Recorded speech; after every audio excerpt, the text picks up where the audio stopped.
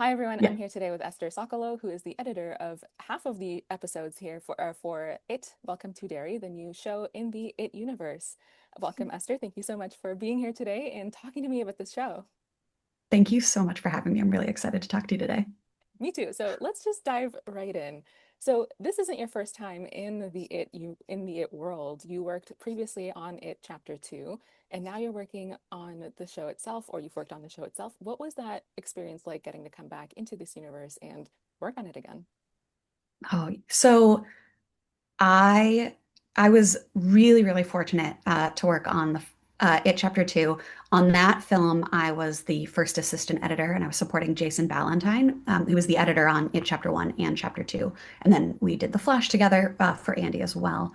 And so It Chapter 2 was one of those creative experiences. It's just like lightning in a bottle. It was such a great team, such great chemistry. We were so proud of the film that we made. But because it was the conclusion of the story of the losers, it was that emotional chapter close for us. And so when we ended it, it was a door that shut. We said goodbye to this world. And then on The Flash, when Andy started talking about this idea to delve into the interludes of the book and explore the world again in a show format going backwards 27 years, this door that I had said goodbye to that meant such a huge part, so much to me. It's like, oh gosh, the door's cracking open again. And then to get to step through that creatively was a really, really amazing gift and vouch of confidence. It was really special. So it was, yeah, quite exciting. Awesome. So not only is it a completely different timeline and story, but it's also going from a movie to a show. What are some Mhm. things that you kind of brought with you from the It movie, Chapter 2? And then what are some things that you kind of learned or wanted to change or do differently for the show itself? Absolutely. So one of my favorite things about the world of it in the movies is it's not just a horror film. This is a coming of age. This is, the journey towards adulthood, the feeling of loss of innocence, and how you fit in your place in the world. And I find those themes really, really powerful. So it was very clear going back into a TV format that we were still going to have this era's Losers Club, like something scary. It's really effective when you have these innocent children who have done no wrong, and you can't help but empathize and fear for them. So knowing that this film would explore those themes that I loved so much about the film was really exciting. And then because it was TV, it meant that we had so much more time to explore those characters and you could really live with them. And it also gave us the opportunity to explore some darker themes more richly because it's 1962. That's the backdrop of the Jim Crow era. There's this underbelly of racism in America, and Derry is really this time capsule of what that looks like and feels like. And in the films, we had one black kid as part of the Losers Club, Mike Hanlon, and as he grows up, he was the one person who never left Derry. He became the historian, the record keeper of what had happened in this town in the past. And so the show is following those interludes, which means that we got to explore what the Hanlon family was like when they arrived in Derry. And those are really heavy themes. So it was nice to feel like we could do justice to what it feels like to be a Black airman with responsibility, but you're in a military environment that really doesn't want your Blackness to be overt. And then, the submissive housewife who herself has the, she's her own individual with a sense of right and wrong and my voice matters. So it was really great to get to explore those themes more fully. Awesome. And you've worked again, you've mentioned you've worked with Andy a few times. So again, what was it, what was different about this show working with him and also like your role changing? And what stayed the same between, working with him on previous projects and this one? Andy is immensely collaborative. He is so gracious, so kind. And really, I think the word curiosity is what most sums up who he is. He isn't the kind of person to be like, this is the way it is. He really invites collaboration and he invites that collaboration at every level. So the cutting room has always been this place on every project we've worked on where at all levels your voice is valued, and he's interested in exploring the why of, you know, how you might feel a certain way.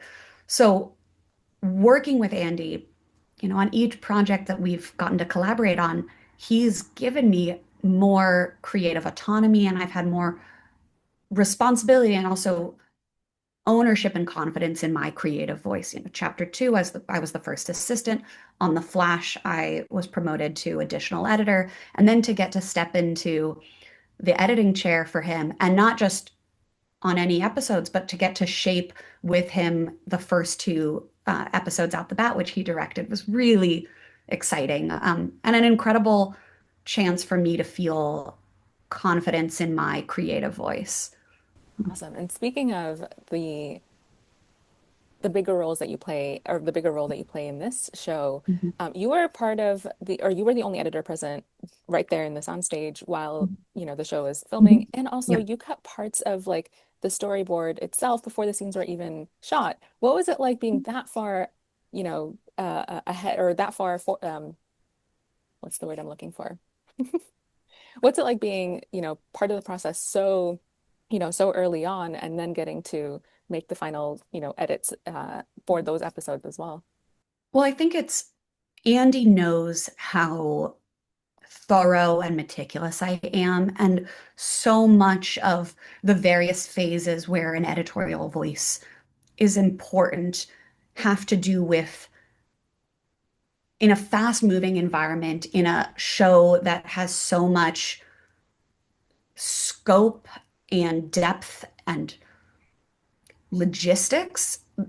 The earlier on the editorial voice can be present, that more helpful it can be. So with Pre-Vis, we did extensive edits on certain key sequences. The movie theater sequence had a Pre-Vis pass. The station wagon sequence, that the cold open for the pilot, that had a storyboard and Pre-Vis sequence that we had assembled. Mother Thing in episode two, Pickle Jail, on all of those were less about saying this is how the scene will be cut and more these are the complexities that we might encounter when crafting this. These are the kinds of angles we're going to need. Obviously, you're not going to account for the discoveries that happen in performance on set and the ebbs and flows that are going to change the performance. So with Previs, it's a guide to help everyone in the other departments plan. And then for me, I think it's really helpful to put that aside and really assess the footage from the ground up. So, and then to the second part of your question with regards to being on set, it actually goes back to when we were working on The Flash. So we had two editors on The Flash. We had Jason Ballantyne and Paul Matchless. And Paul has really created, spearheaded this onset editorial mindset. And so he was he was the onset editor on The Flash. And it really lit the bug in Andy for how important having that voice available to you can be. And it's not about cutting the perfect version of the scene. It's impossible on set to do full due diligence. I have to go and recut things. But for really critical sequences where you only get one shot to do it right, having an editor on set became really essential. So I was on set cutting the station wagon sequence, the cold open of the pilot, and I was kind of tucked in the back corner of the set because I had assembled that off of storyboards and previs to begin with. That was a lot more of as the footage is coming in, you're throwing things in, making sure things will cut. Andy's coming over and checking things. Andy's also he's coming up with new ideas. Here's a new storyboard. Here's this idea, that idea. And so a lot of moving very quickly. And then, of course, when we came back to LA, it's a full start over.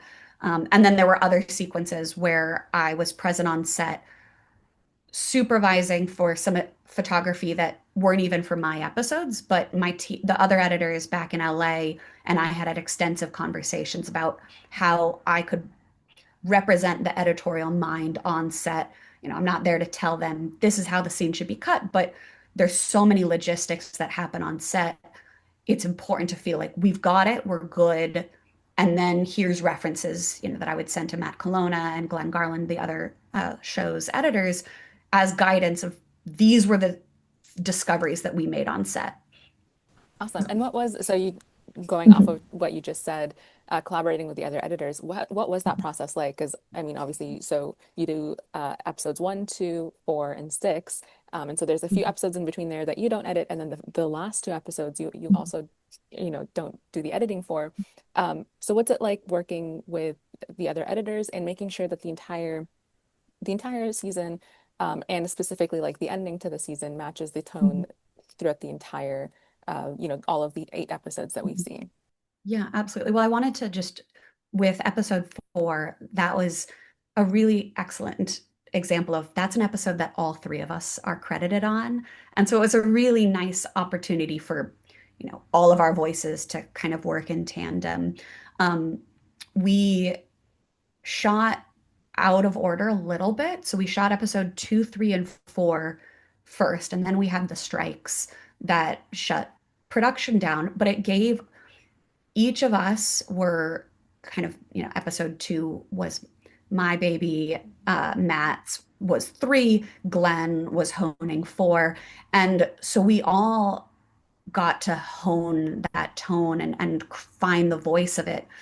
Collectively, we were doing a lot of screenings with each other, and trying to find, how's your scare working? How's my scare working? And kind of dialing it in. It was a really collaborative and really fun post experience. You know, obviously, you people watching the show aren't going to get a sense of how much fun we had in the cutting room, but the look, we were cutting on the Warner Brothers lot, and one of our windows outlooked where the Warner Brothers tram would go by, and we would scare the tours. We were kind of creating this subliminal, like, 2 years ahead of time, we want them to be scared of Welcome to Derry. So we just had a lot of fun together. Wow, that sounds like a lot of fun, and the fact that you were, already engaging in scares like that. Yeah. So let's dive into the episodes themselves. So you already talked about, the cold open of episode 1, and that episode serving as kind of like the prologue to the rest of the story. And it wasn't the first episode that you shot, but still very crucial and ties in very much into the story. So can you talk about, specific scenes in that episode that, you really enjoyed working on, or that were really, essential, kind of like that opening sequence in the car, and specifics around there that you influenced as well. And we'll talk about the ending in a minute, but yeah, just the episode, this episode in general. And there's a couple of scenes that I will, mention as well, but I want you to Yeah. kind of start off talking about that episode.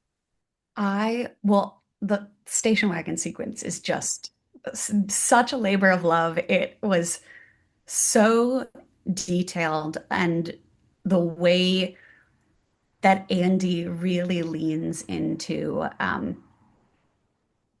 kind of the shock and horror, and like getting to play with how long to hold on the birth. Like, do we just tease it for like 3 frames? Do we really live in it? One of the shots that Andy and I had a lot of fun with lingering on is when the practical baby is like like pushing, sucking back in, pushing again. And it was just really, really gnarly and really fun to explore that.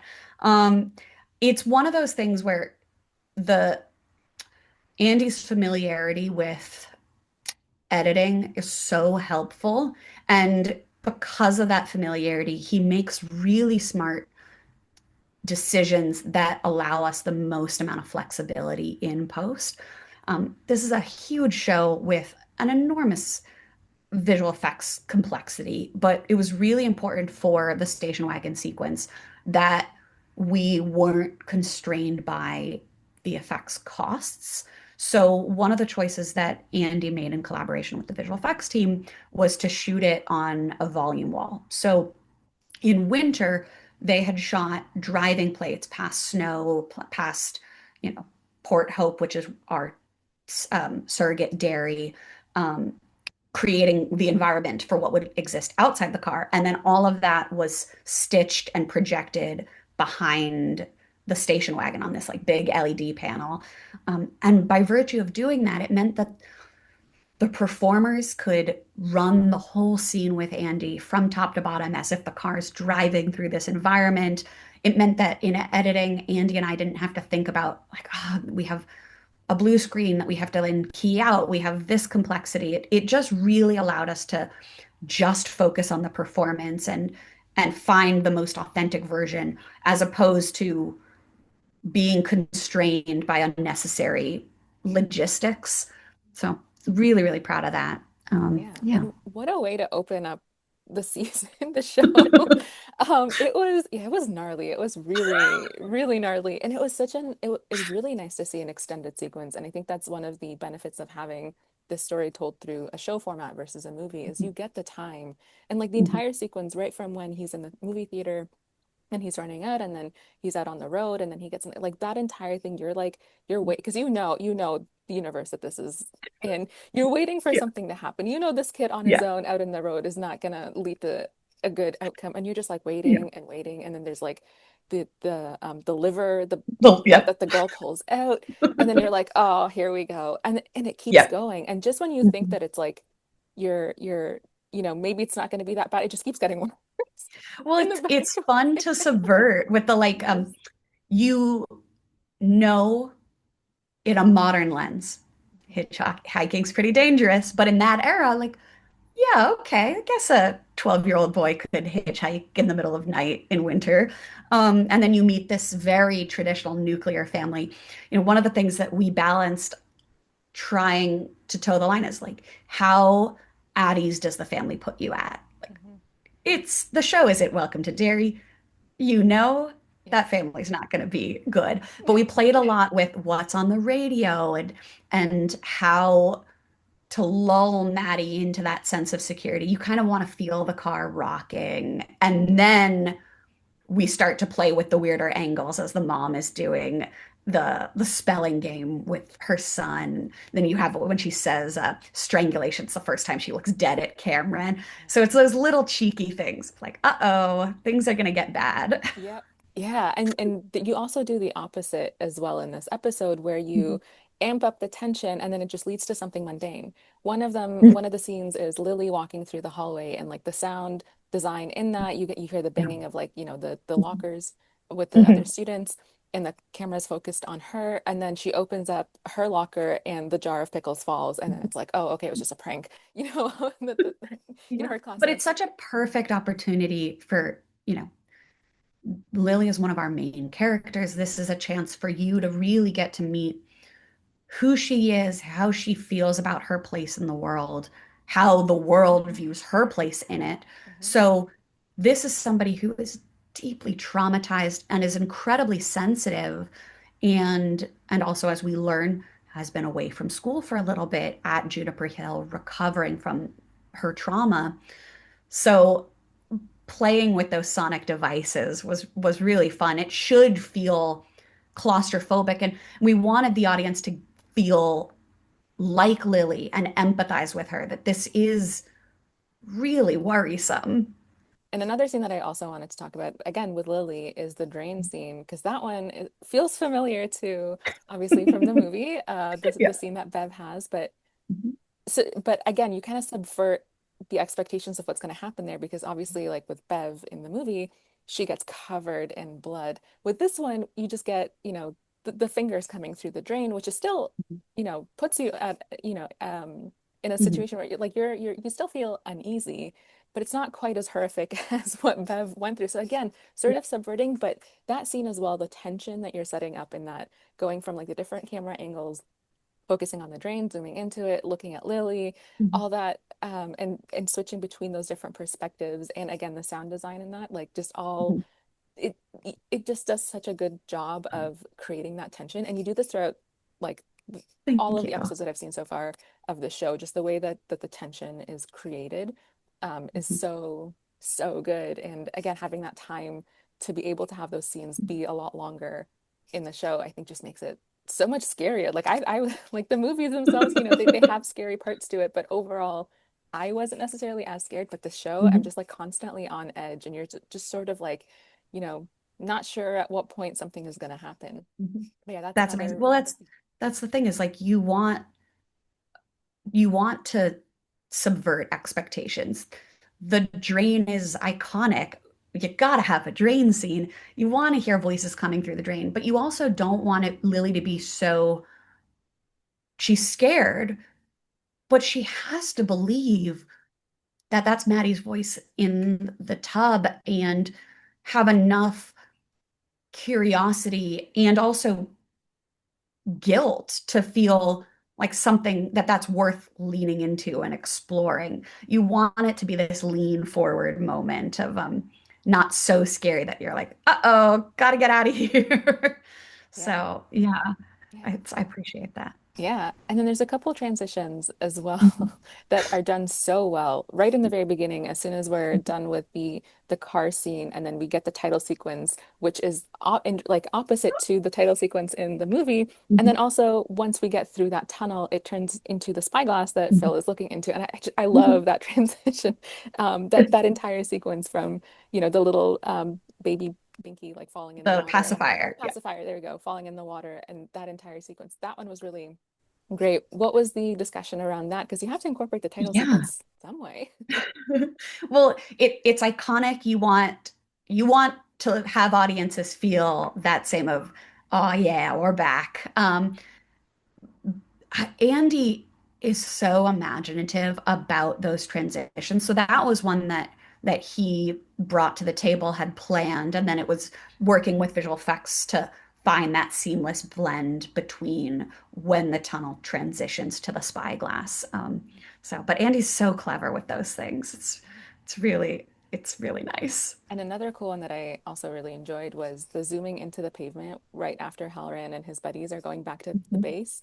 And then Mhm. that transitions into like the next day in Derry, Mhm. overlooking the river, and then it goes to the Mhm. observatory where the kids are. Mhm. Really cool transitions there.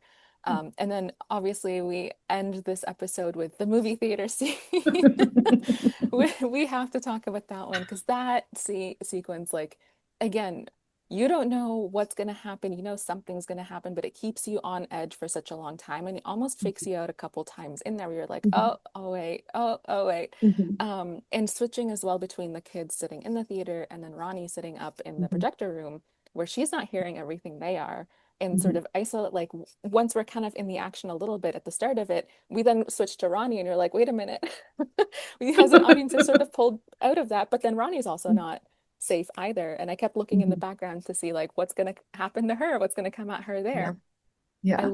I loved it. Again, just like another really great extended sequence where there's Mhm. so many different things happening, and you use both, again, the perspectives, the sound design where it gets muffled, where you're focusing on Mhm. specific characters, the wide shots as well, the shots of like the kids from behind as they're looking at the screen, Mhm. and Yeah. Maddie's appearing and then changing into it. Mhm. Yeah, talk about talk about Oh, how that yeah. sequence came about. Well, so there's so much to say. That was so much discovery and iterating.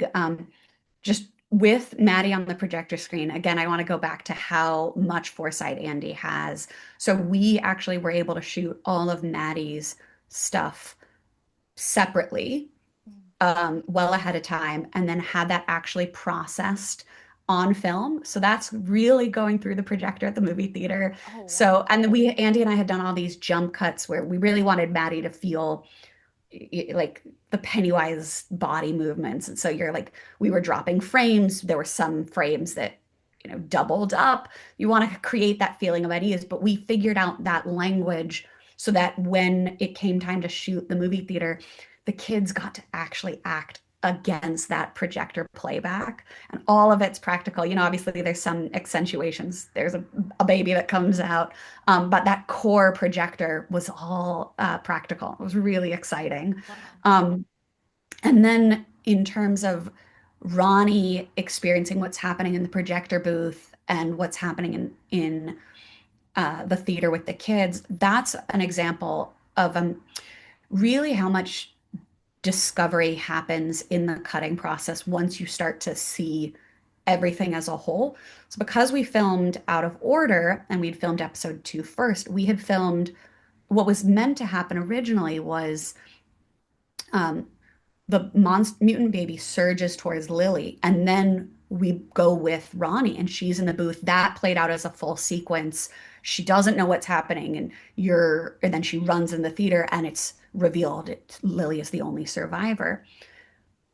But obviously, once you start refining, like, hold on, we have we got to see the kills. You got to live in the horror of that. I want to see some blood splurt on her face. I want it to be really gory and violent, and I don't want there to be this question of what happened.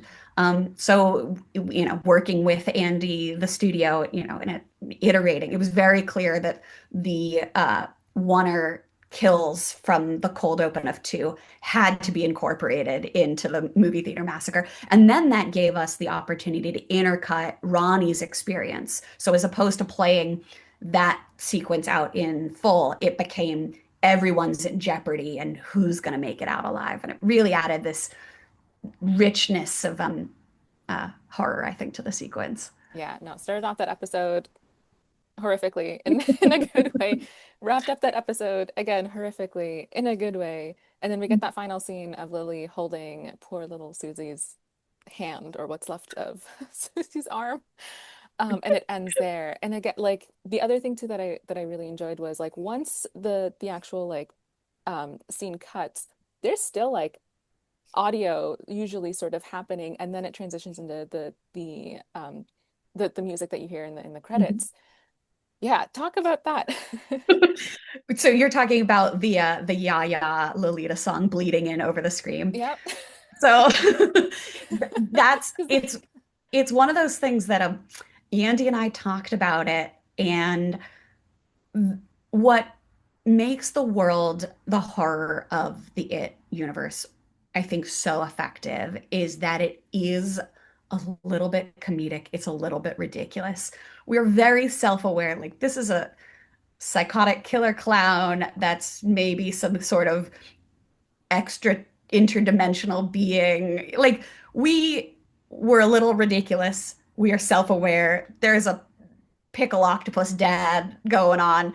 Um, and I think the idea of having the song happen right when Lily starts to scream really plays into that idea that we know, we know.